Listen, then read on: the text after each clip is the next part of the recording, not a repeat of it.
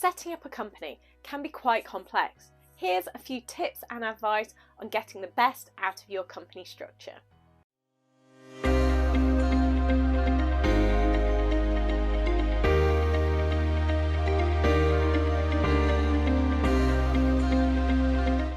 Hi, I'm Kimberly Shapcott, qualified chartered accountant, property investor and entrepreneur. Let's sit down and have a chat. Congratulations on deciding to set up a company. I suppose the next problem you've got is trying to figure out how to fit it all together. Now do check out the video upon setting up your companies, which will go into a bit more detail on a few different areas. Today I want to give you a few tips and a little bit of advice on what you need to be thinking about and what considerations you may need to make when deciding on what your share structure is and who to make a director of that company. As unfortunately it's not quite a simple process to figure this out, and you might just need to consider what you're doing, what your plans are, and a few different practical implications to make sure you make the right decision now and make it easy to make any adjustments in the future as things change and life moves forward. Now the first tip I'm going to go through today is really have a really good think about who you want to be involved in the company, and that means now and also in the future. Do you want to have your spouse involved? Do you want to have your partner involved if you're planning on getting married to them? Do you want to have children involved? If you want to have children involved, one thing to just remember is if they are under the age of 18, it may be more problematic than beneficial at this point in time. It may be something you want to look at in the future. The reason for saying under 18s are problematic is because of the lending side of things, that the lenders are not necessarily going to be completely comfortable if children under the age of 18 have large proportions of the shareholding of the company, as they won't be able to, in essence, go after them until they're 18 when they are lending money to the company. So if you're going after lending, that might just be something to have some consideration over. Now the taxman doesn't like changes, and the reason the taxman doesn't like changes is because if you start changing the shareholding at a later stage, the question is, are you doing this to avoid tax? And if you're doing it to avoid tax, then they don't really like it. So ideally, if you are going to be getting your partner involved, for example, or you're doing things with your siblings, ideally as you set the company up, the ideal would be that you set up the company with them involved so there's no changes in the future. Now I appreciate we've just mentioned children, and if your children are under the age of 18, you may not be able to bring them in just yet. So this may be something that you're thinking about for the future, but you can't action today. Now this isn't a problem, and you can make those changes, and that would be all well and good because there's an intention there to do that anyway. So when you are setting up your shareholdings, it may be you don't want to have one share, you might actually want to have 20 or 40 or 100 shares, so that in essence you can kind of do the planning now and go, if I've got a spouse and maybe 2 or 3 children, I might choose to have 100 shares now, knowing that potentially in the future, if I've got 2 children and there's going to be 4 of us, we'll all end up with 25 shares in the future. Or if there's 5 of us, it might be you end up with 20 shares in the future. So as you can see, we can start future-proofing, future planning your company now.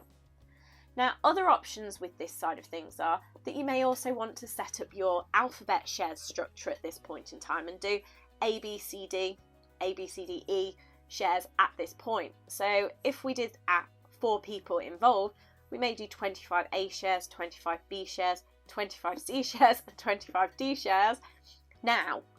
And the reason for setting that up now would be it's set up ready.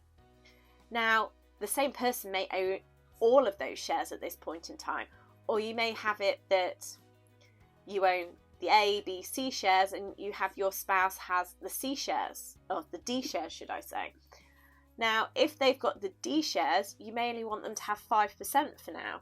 And the reason for them having 5% could be so that they're a minority shareholder and you don't have to think about them for lending purposes.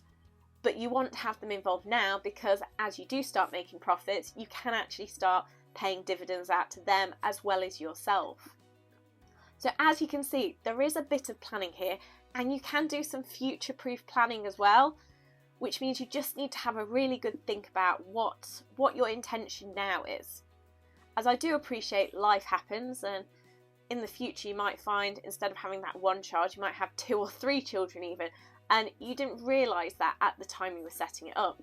So life does life us sometimes, and things do change, but if you can set things up as best as possible now, it does make things easier in the future. A consideration you also need to make is, who do you need to be a director? As I've seen a few companies where everybody and their dog are the directors, and they come to get lending, and all of a sudden the lender starts asking, can we have this for this director? Can we have this for this? And they go through every director going, and they want anything and everything for all the directors. And when you actually look at it, the only reason they were directors is because why not be a director? So rather than having a purpose for them being a director, it was just, let's appoint everyone to be a director. So there may be occasions where you want to limit who is a director, which means the lending criteria, the lending process is much simpler, because you've only got to do it for one director rather than maybe 2, 3, 4 directors. So just have a think of, why are you having someone as a director? What is the reasoning behind it? Because it may be you don't need all 4 of you to be directors. It might just be 1 or 2 of you who is the active participant who is doing the different activities. Now, a lot of the things that I have mentioned here today all revolve around the lending side of things. So I would definitely recommend, when you're looking at setting things up, you have spoken to a broker to make sure that you are setting things up in a way that is going to work for you, but also work for any lending criteria that you have. If you're going to be getting private lending, then it's not an issue. You're not going to have the same criteria to have to tick through as if you're going through a bank or a mortgage provider or a bridging company. But make sure you've checked out how things run with that side of things, because that might have a slight implication of how you set it up to make sure you can achieve what you want to achieve. It doesn't mean you can't do it the way you want to. It might just tweak how you have to do things for now to get to your desired end goal. A final point to mention is therefore to do with overseas investors.